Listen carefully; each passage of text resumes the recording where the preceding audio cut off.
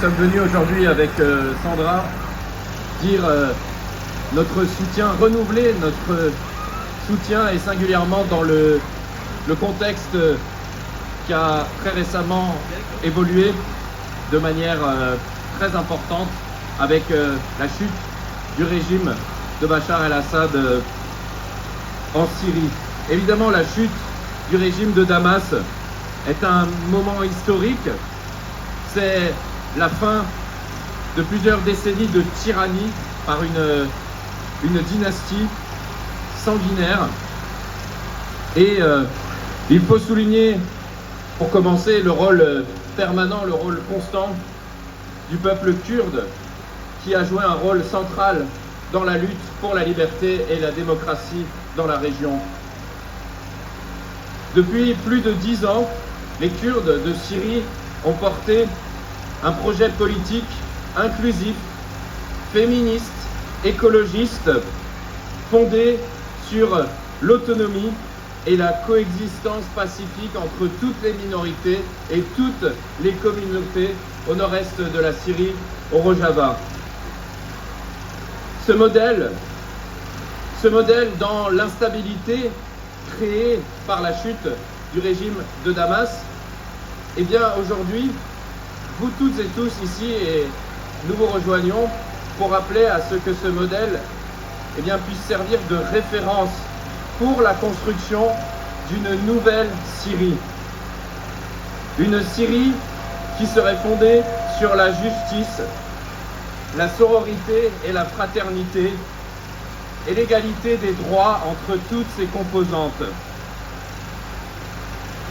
Dans ce chaos des événements récents, les attaques sur le nord-est de la Syrie, sur le Rojava, se sont dans un premier temps intensifiées.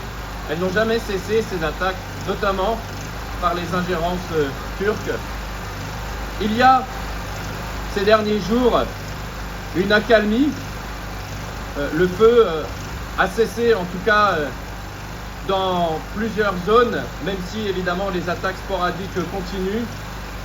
Mais nous sommes là aussi pour dire que ces attaques sur le territoire autonome, occupé non seulement par les Kurdes, mais je l'ai dit par plusieurs minorités de manière confédérale, qui coexistent ensemble, eh bien ces attaques doivent cesser et c'est un processus démocratique qui doit aujourd'hui être lancé. Il faut que le peuple du Rojava soit impliqué dans la construction de cette nouvelle Syrie et qu'un processus démocratique puisse permettre d'aboutir le plus rapidement possible à un vote pour que démocratiquement la Syrie puisse se refonder. Voilà, donc c'est quelques mots pour dire ma solidarité, celle du Nouveau Front Populaire et celle de la France Insoumise pour le peuple kurde et pour le modèle que vous représentez pour la Syrie de demain. Merci à toutes et à tous.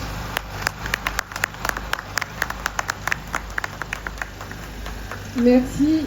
J'aurais rien à rajouter ou à retirer à tout ce qu'a dit Emmanuel de notre message de soutien. Je rajouterai juste une chose.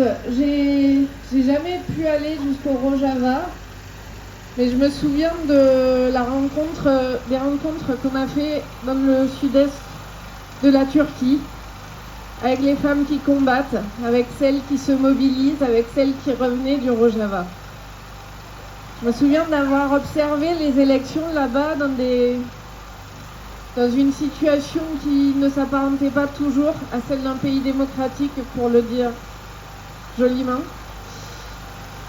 Et je sais que depuis, la Turquie m'interdit de retourner, apporter mon soutien au peuple kurde, retourner où que ce soit sur le territoire, parce que c'est, semble-t-il, sa vision de la démocratie et de la façon de protéger les droits, en tout cas celle du gouvernement actuel qui était déjà en place il y a quelques années, donc depuis 7 ans, et apparemment pour le restant de ma vie, le territoire de la Turquie m'est interdit. Je mesure donc de ma place privilégiée l'importance des persécutions qui sont menées et la façon dont elles sont menées. Une raison supplémentaire d'exprimer Au nom du Nouveau Front Populaire, au nom des écologistes, toute notre solidarité dans votre combat, qui est aussi le nôtre, celui des droits, celui de la liberté, celui du progrès. Merci beaucoup.